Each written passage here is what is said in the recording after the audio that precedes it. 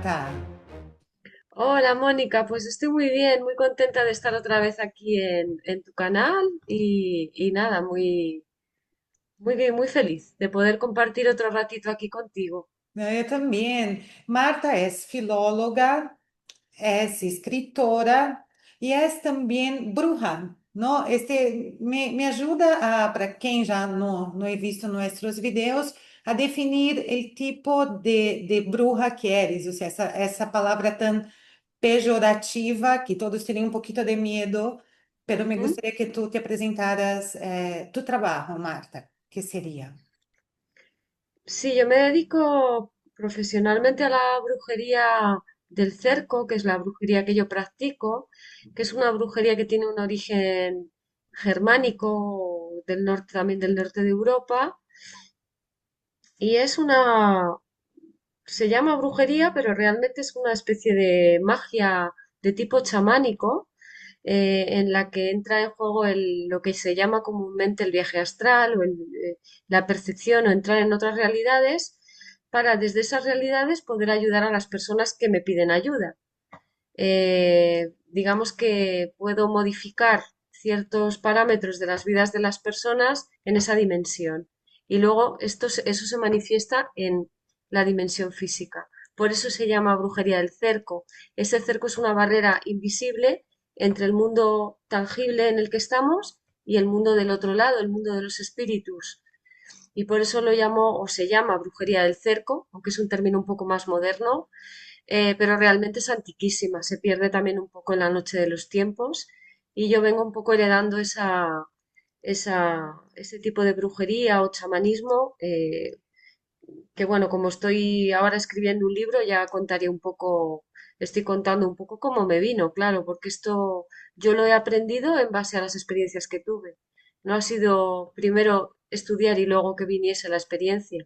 Entonces, sí, pues tiene que ver un poco con eso, capacidad de sanar, sobre todo, para que la gente pierda un poco el miedo a la palabra brujería. Sí, sí, puseram a palavra brujeria em no, em um método muito pejorativo e a gente escuta e diz que é isso, pero não. E aqui está Sí, Marta para poder aclarar. Marta, tem algum vínculo a brujeria com a visão remota? Que os... de alguna forma sí, por lo menos la que yo practico, que como he dicho tiene mucho de viaje chamánico y de viaje también de sueños lúcidos y demás.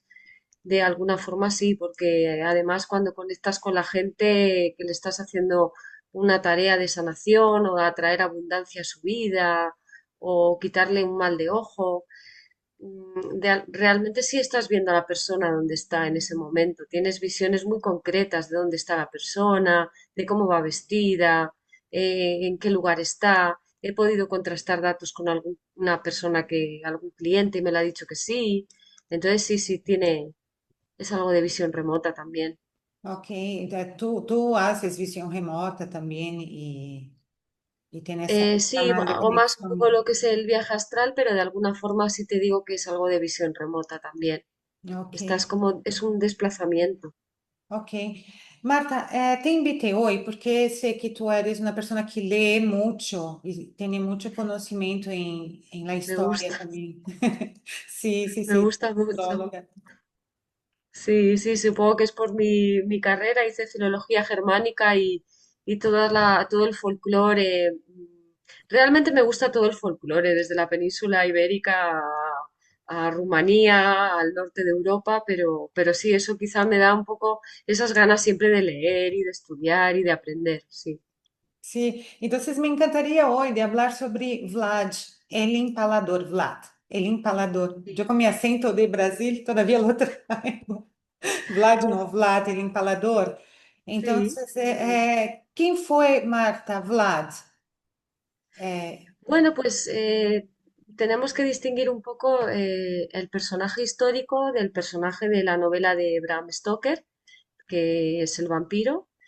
Ahora vamos a hablar de la figura histórica y Vlad fue un príncipe de Valaquia que reinó en Valaquia más o menos en el siglo XV.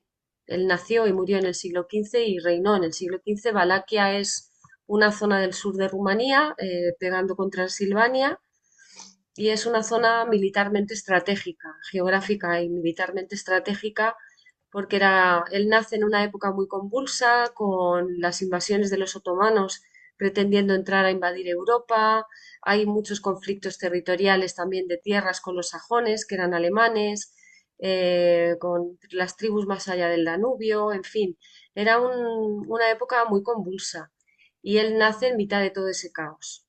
Es hijo de Vlad II Dracul, y bueno, una vez que su padre es asesinado por los otomanos, hereda el Principado de Valaquia, pasándose a llamar Vlad III, Vlad Tepes, Vlad III, voivoda o príncipe de Valaquia, y se apellida, o bueno, coge el título, pero más que apellido, el título de Dracul, por la orden del dragón a la que pertenecía su padre.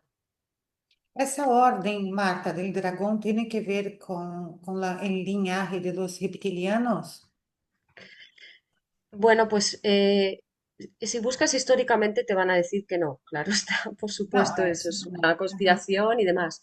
Pero como bien sabemos que estamos estudiando mucho estos temas, eh, mm, la Orden del Dragón es fundada por un noble, que es Segismundo de Hungría, y sabemos que un poco todas estas estirpes reptilianas, que yo sí creo que existen, eh, siempre están en la nobleza, que es lo que llaman la sangre azul, no es una sangre humana, ¿no? Se distingue, es la sangre azul, es otro tipo de sangre. Entonces, eh, sí que es una estirpe, es otra estirpe, no es humana. Entonces sí que tiene que ver, Dracul es dragón, es un reptil. Y Uhum. luego además no hay más que ver, suelen ser familias muy sanguinarias, practican mucho el sadismo, por lo que veremos más adelante con los empalamientos y demás. Entonces, son títulos nobiliarios que van heredando. Entonces, sí, sí, luego aparte que también era bastante sanguinario y violento en el ámbito familiar, con lo cual yo para mí que tiene un rasgo reptiliano importante. O sea, lo vemos además también en el escudo. Todas estas órdenes, serpientes, dragones, nos están haciendo referencia a algo, evidentemente. E sim, O lá sea, forma também, porque ele, me gostaria que tu comentaras, Marta, porque ele empalava, não? Então, para quem não conhece, o que seria empalar? bueno, el empalamiento es una técnica terrible, una forma de morir terrorífica, ¿no? Porque lo que hace es, se introduce un palo largo, una estaca, normalmente pues por pues o bien por el ano, por la vagina y demás, se va introduciendo a lo largo del cuerpo hasta que sale el palo por debajo de los hombros, de tal manera que es terrible porque lo que buscan es no atravesar ningún órgano vital para que la persona no muera en el momento, sino que tenga por lo menos de 1 a 2 días de agonía. O sea, imagínate el horror que debía de ser aquello. Madre Y en mía. aquella época de Vlad Tepes, de Vlad Dracul, ahora lo vemos horrible, vemos que es algo atroz, abominable, ¿no? Pero en aquella época era una forma de matar legal, que también se daba en el propio Imperio Otomano y en algunas otras zonas como Hungría y demás. eh, pero lo que le distingue a Drácula es, no tanto que él lo hiciera por, porque ya lo hacían otros dirigentes, sino por cómo lo hacía, por la puesta en escena que él hacía. Entonces, sobre todo era una guerra psicológica, porque él lo que hacía era, cuando mataba a un montón de gente, normalmente traidores, también mataba a ladrones, traidores y al enemigo, sea cual fuese, ¿no? Entonces sembraba campos de estacas de empalados.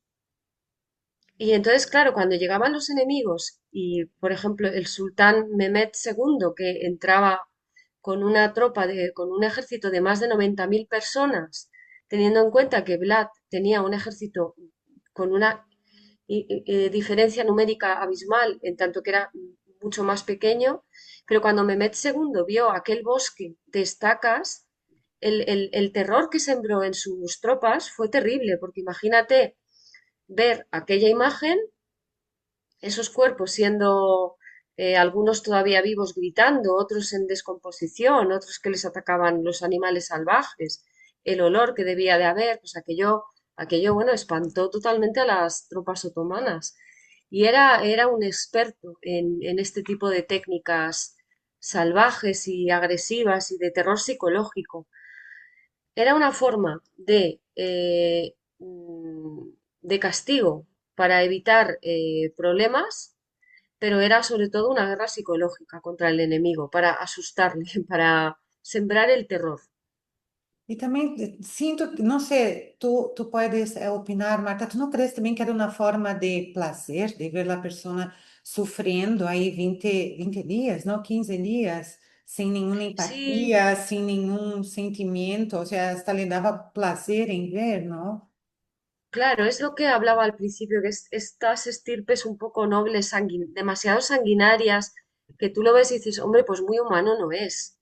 Porque ese placer, ese deleite en la tortura tan sádica de empalar a alguien, pues no es muy normal. O sea, estamos viendo ahí un sadismo y una brutalidad sin precedentes. O sea, eh, hablamos de alguien que además le gustaba verlo. Luego también es verdad que se ha exagerado mucho ciertas cuestiones, como que le gustaba mojar el pan en la sangre de sus enemigos.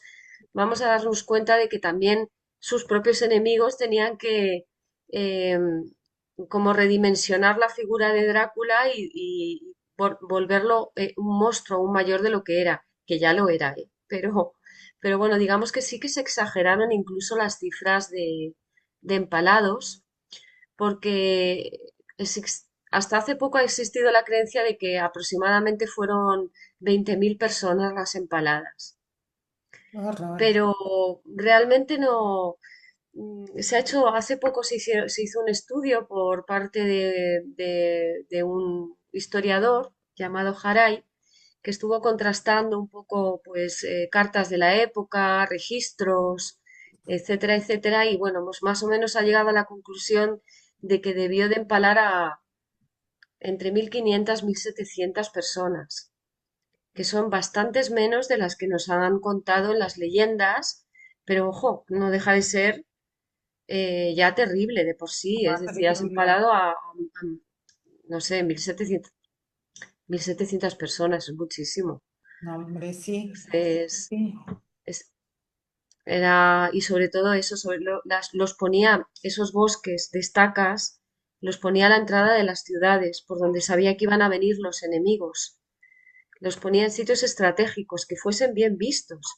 Y eso, pues claro, imagínate el horror que podía producir no solamente en las gentes de la propia Valaquia, que decían aquí cualquiera hace algo, porque acabo así, es decir, no me atrevo ni a robar un mendrugo de pan porque acabo como estas personas aquí empalado, ¿no?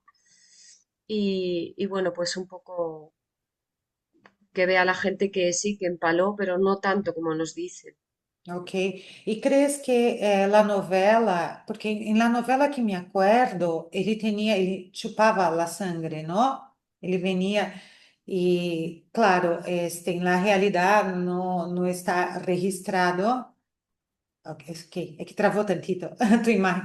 En la realidad no está registrado que sucedió eso.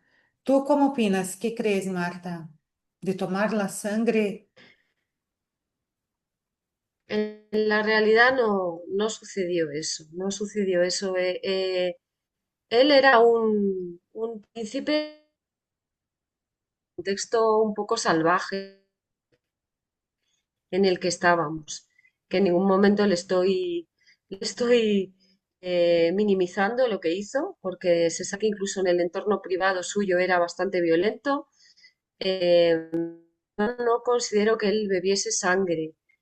Sí que tenemos en Hungría a, a- a la condesa Elizabeth de Báthory, que sí que se ha podido averiguar, hay ciertos registros de que esta mujer que era una noble, sí que llegó a beber sangre de las víctimas que mataba sobre todo a doncellas, mujeres muy jóvenes, porque creía que la sangre le traería juventud y vitalidad. Uy. Entonces sí que mató, creen que a unas 600, 700 niñas en esa zona. Y ese, Entonces sí que hay por lo menos, y a lo mejor también registros que sí, que nos pueden probar que sí que es verdad que lo hizo. ¿Y tenía algún vínculo esta persona que mencionaste con el Vlad? ¿Un No, no vínculo de tenían familia? vínculo. No. Ok, No familiar. tenían ningún vínculo. Ok. ¿Y Vlad tuvo hijos, Marta? Vladimir Sí, Pavlovich. él tuvo un hijo, digamos, con la persona, con la mujer con la que se casó oficialmente, pero luego él tenía una amante a la que cuidó mucho y con la que supuestamente tuvo una hija secreta. Entonces, no hay fuentes todavía que lo hayan confirmado, pero sí que en Rumanía pues se habla mucho de ella. Con esta amante vivió en su fortaleza en Poyenari, que es el, digamos, el verdadero castillo de Drácula, porque hay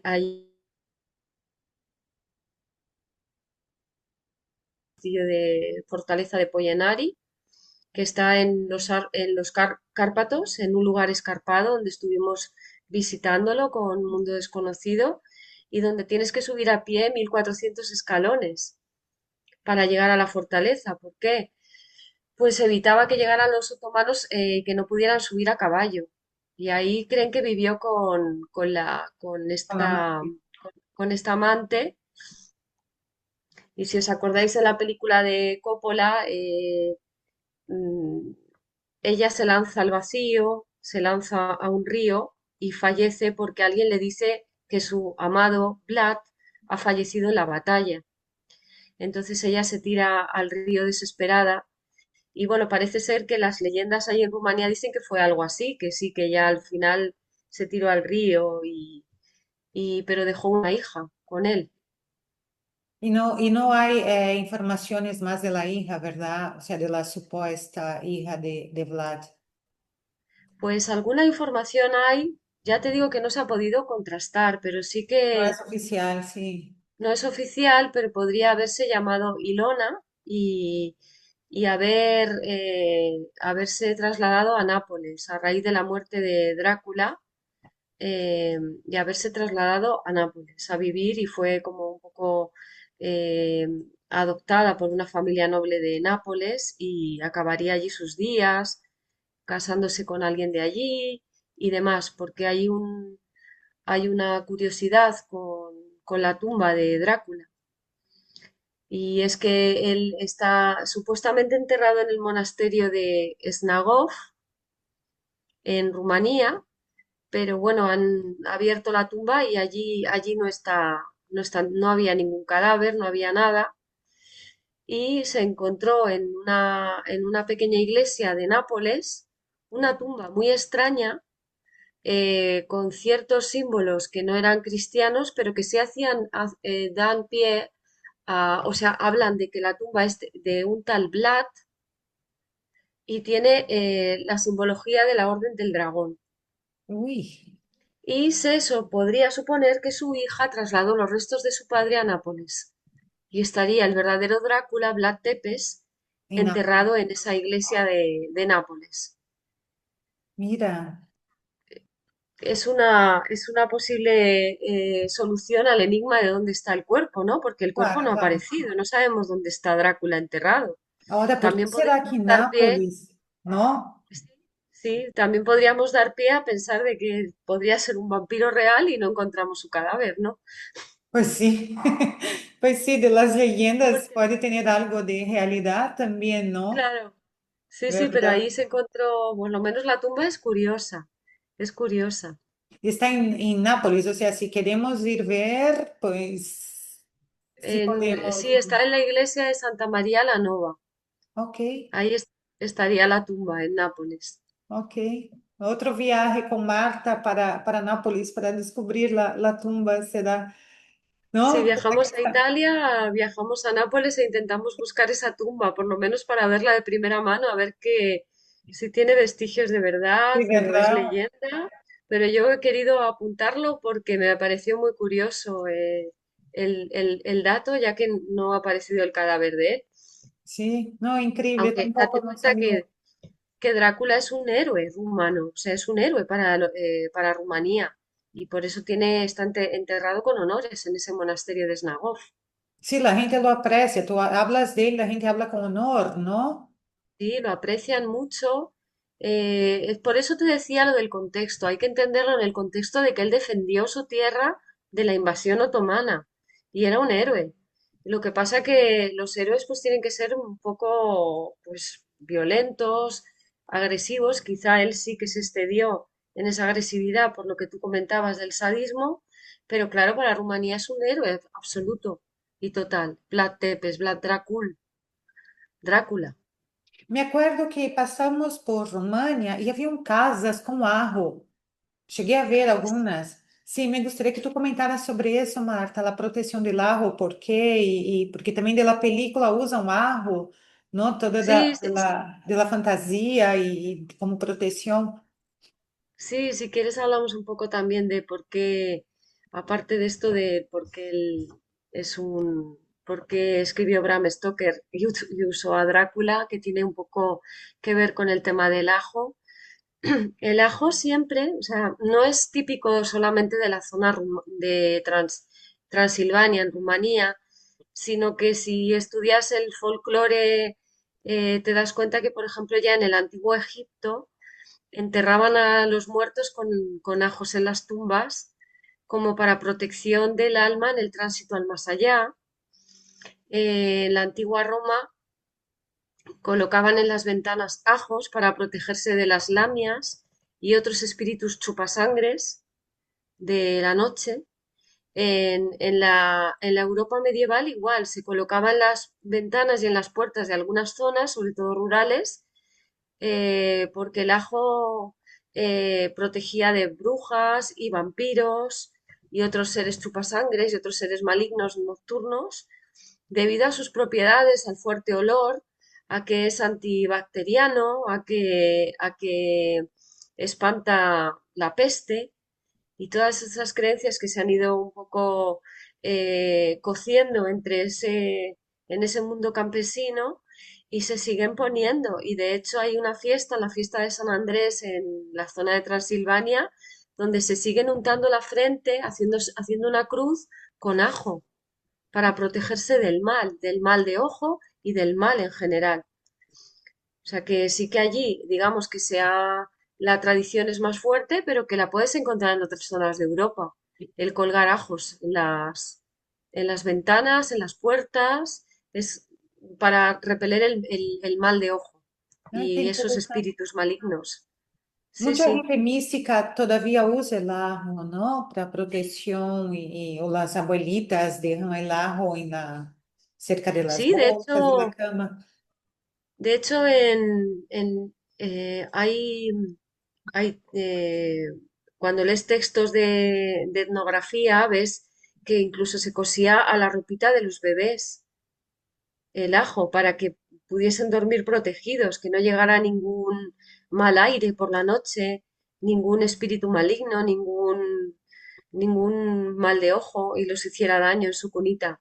Se cocían con la cáscara, con Con la propia carne se cosía al faldón y Ajá. se cosían ahí se cosía el ajo para que estuviera protegido el bebé, quizá el olor también, pero sí es una creencia, incluso sabemos que tiene propiedades antibacterianas y es bueno tomar ajo, entonces sí, tiene una base bastante real, Ah, increíble, sí. sí, sí, sí. El tema de los... y claro, pues un poco Bram Stoker lo que hace es cuando escribe su novela famosa Drácula en 1879, él recoge todas las novelas que ya había previas de la novela gótica inglesa, que ya hablaban de este tipo de seres de la noche, de vampiros, y luego pues él estudia mucho en la biblioteca, porque se han hecho estudios en la Biblioteca de Londres, se hicieron estudios de un poco para ver qué novelas sacó Bram Stoker para escribir Drácula de las propias fuentes, y ahí se ha descubierto pues que leyó mucho a distintas fuentes de pues un poco pues, o sea, es curioso porque él nunca viajó a Rumanía, nunca viajó a Transilvania, y cuando leemos Drácula parece que estamos allí. Nosotros que hemos estado en Valaquia y en Transilvania, si te has leído la novela, dices, este hombre no estuvo, pero lo leyó, ¿no? Y, y bueno, pues él cogió un poco la idea de una mujer que se llamaba, a ver si me acuerdo el nombre, espérate, sí, Emily Gerard, que escribió, tengo que consultar, era el nombre, espérate que lo tengo por aquí.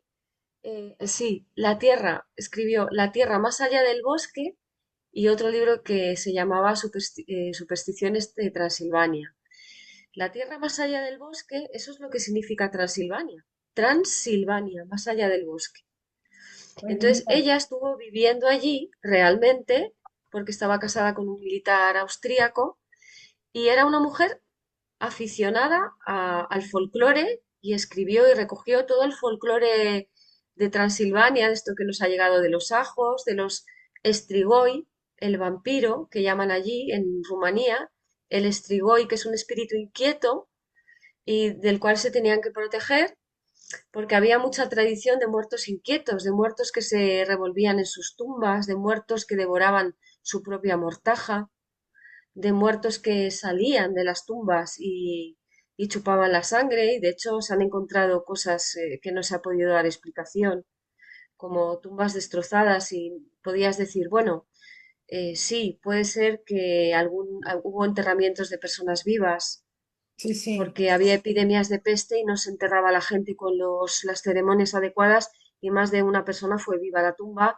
y supongo que rasgaban el ataúd, y sí, pero es que se han encontrado cadáveres que se habían tragado su propia mortaja. Uy. Entonces, mucha explicación no hay. Entonces, en todo ese entorno que cuenta Emily Gerard, Bram Stoker resulta que es que se leyó todo de Emily Gerard. Entonces, de alguna forma, él vuelca en su libro todo lo que leyó de esta mujer, Y el mérito de debería ser para ella, ¿no? el Del, mérito, bueno, sí, bueno, del el este de mérito de la... que fue la fuente en la que él bebió, pero bueno, la novela es absolutamente maravillosa, Sí, la y verdad. yo se la recomiendo a la gente que la lea porque yo creo que la he leído como unas 10 veces. Esa novela es fantástica, es maravillosa. El ambiente opresivo, la presencia del vampiro, es increíble.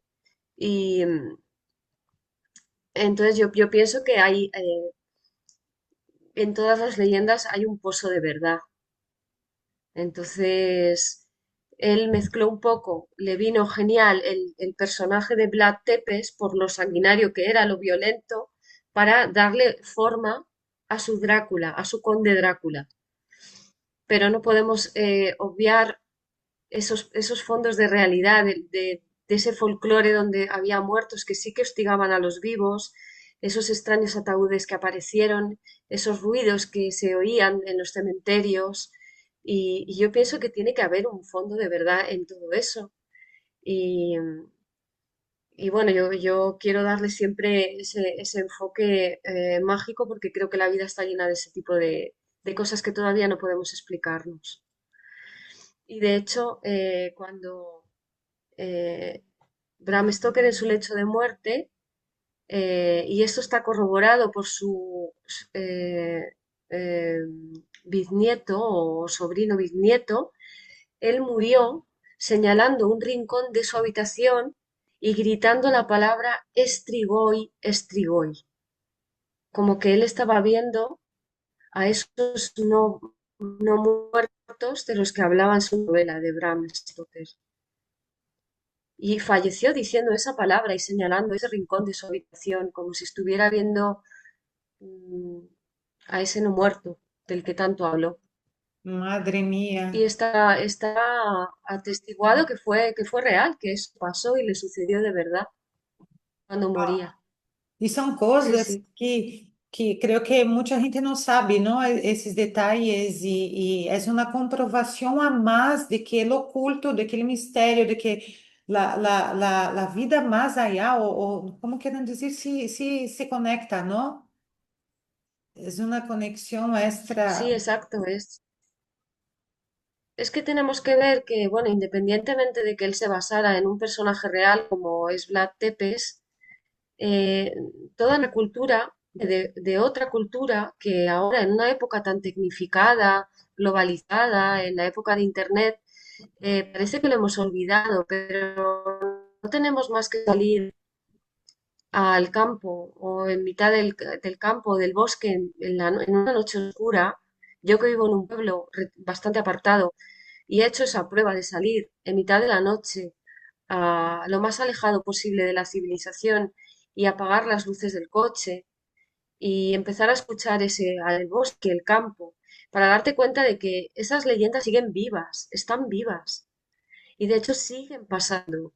Hay gente que sigue contando historias extrañas que le suceden en lugares remotos, en lugares apartados, extraños seres que cruzan las carreteras, extraños seres que se ven en el arcén cuando vas conduciendo de noche y que el testigo queda aterrorizado, eh, extraños sonidos que se perciben, eh, esas santas compañías que se ven en zonas más rurales como de Galicia y tal, que parece que ya no existen, pero que se siguen dando, que la gente las sigue viendo. Eh, y siempre digo, creo que vivimos en una dimensión con la que se solapa otra invisible, otra que no se ve, pero que entra en contacto con la nuestra, sobre todo cuando estamos tranquilos, estamos sosegados, en silencio y un poquito alejados de la civilización, el fenómeno se manifiesta. Y